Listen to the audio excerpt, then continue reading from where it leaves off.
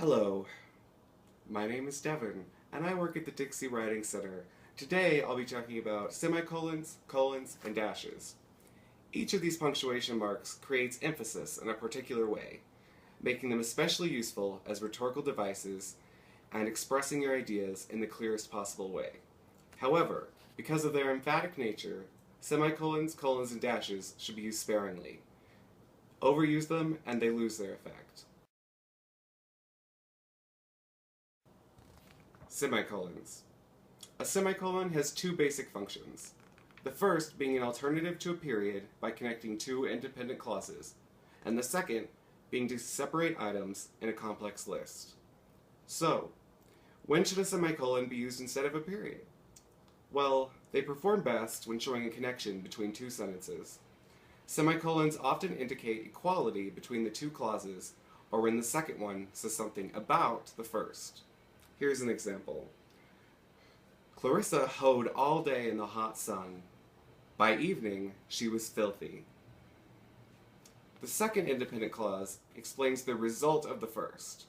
The semicolon signifies this connection.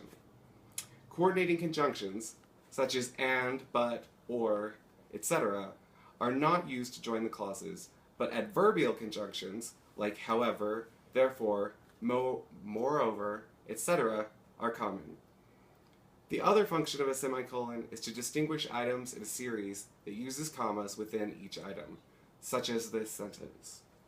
The hardware store carries long, short, wood, and plastic-handled hose, large, small, plastic, and terracotta pots, and 5 different brands of manure.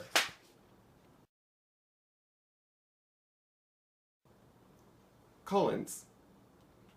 Colons have many uses, but here I'll focus on how to use them correctly and effectively in writing. One particularly snappy way colons are used is in titles.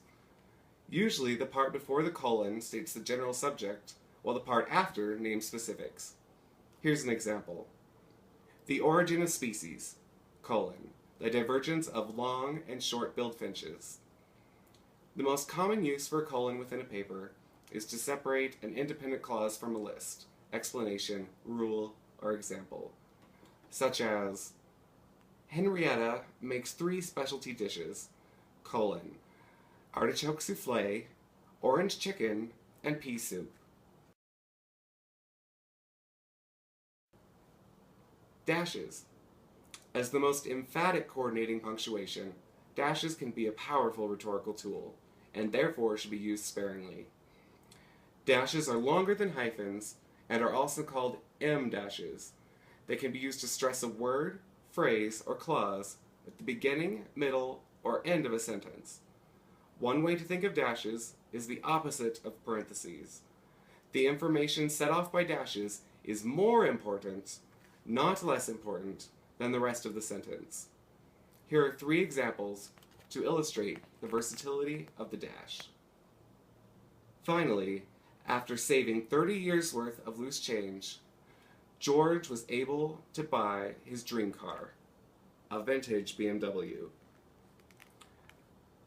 Cigarette butts, grocery bags, milk cartons, nasty bits of trash filled the hoarder's house from floor to ceiling. Mrs. Watson loved cats, especially big, fluffy ones, but she was dreadfully allergic.